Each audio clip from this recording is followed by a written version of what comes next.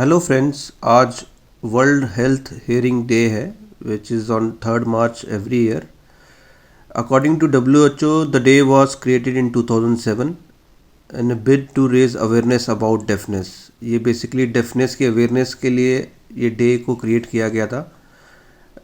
सबसे पहले it was called international ear day but name was later on change to world hearing day in 2016. आज के दौर में आपके कान के स्वास्थ्य का देखभाल ज़रूर करना चाहिए और सबसे कॉमन जो आपको तकलीफ़ देते हैं हेडफोन और ईयरफोन्स का कम से कम इस्तेमाल करना चाहिए आपको.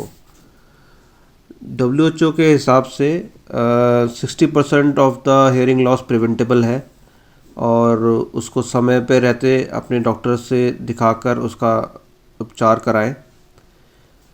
Most common causes of hearing loss मैं आपको थोड़ा सा बताया था जो कि लोग एक्सपीरियंस करते हैं. ईयर वैक्स बिल्डअप सबसे कॉमनेस्ट कॉज है जो हमें पता होते हुए भी हम लोग उसका इलाज नहीं कराते हैं और वो हमारे की हियरिंग कम कर देता है. ईयर इन्फेक्शंस दूसरा कॉमन है. पर्दा फट जाना, मवाद आना और जो ज़्यादा काम वाली जगह पे आवाज़ करते हैं. बाकी चीज़ें एज रिलेटेड हेयरिंग लॉस होती है.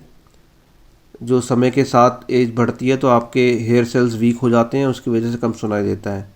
आपको अगर हाई फ्रिक्वेंसी हेयरिंग लॉस हो रहा हो, जैसे आपको लगता हो कि बच्चों की आवाज़ नहीं आ रही है, आपको कम आ रही है या आपको चिड़ियों की आवाज़ नहीं सुनाई दे रही है या नहीं देती है, या कुछ शब्द ऐसे होते हैं विच स्टार्ट्स विद SHF और TH जो डिफ़िकल्ट होते हैं हार्ड टू हेयरिंग. तो अगर आपको लगता है कि इन सब चीज़ों की आपके हेयरिंग में तकलीफ़ हो रही है तो hearing loss, high frequency hearing loss आपकी बॉडी में शुरुआत कर चुका है. आज एक मैं हेयरिंग टेस्ट भी आपको यहाँ पर एडवाइस कर रहा हूँ, इसको ट्राई करिए और अकॉर्डिंग टू एज आप देख सकते हैं आपको कितना हेयरिंग लॉस हो रहा है और अकॉर्डिंगली आप उसको जांच सकते हैं और अपने डॉक्टर से संपर्क कर सकते हैं किस कारण से आपको हेयरिंग लॉस हो रहा है. और बाकी अपने कानों का ध्यान रखिए, प्रोटेक्ट करिए. कोई भी चीज़ अपने कान में बेवजह मत डालिए, किसी को थप्पड़ मत मारिए ऐसे ही, और ज़्यादा लाउड टीवी, रेडियो, वॉकमैन आदि का प्रयोग ना करें और ज़्यादा से ज़्यादा अवेयर रहे हेयरिंग को बचाने के लिए. और बाकी एक मैं आज today I am posting another video in our YouTube channel, वो आप देखेंगे.